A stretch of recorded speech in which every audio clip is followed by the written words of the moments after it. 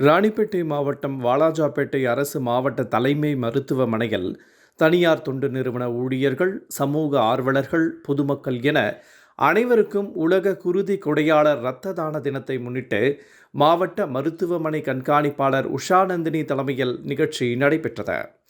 இந்த நிகழ்ச்சியில் சிறப்பு அழைப்பாளராக மாவட்ட ஆட்சியர் வளர்மதி கலந்து கொண்டு நிகழ்ச்சியை குத்துவிளக்கேற்றி துவக்கி வைத்தார். தொடர்ந்து பேசிய ஆட்சியர், நாம் இரத்த தானம் வழங்குவதன் மூலமாக மற்ற உயிர்களை காப்பாற்றுவதற்கான சந்தர்ப்பமும் வாய்ப்பும் கடவுளால் கிடைத்த மிகப்பெரிய வாய்ப்புகள் என தெரிவித்தார்.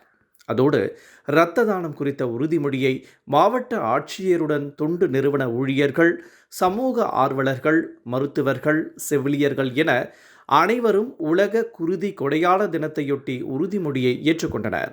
இரத்த தானம் செய்வதன் அவசியம் குறித்து எனது குடும்ப உறுப்பினர்கள், நண்பர்கள், உறவினர்கள், சக ஊழியர்கள் மற்றும் பாகுபாடின்றி இரத்த தானம் செய்வேன். எந்த உயிரிழப்பும்.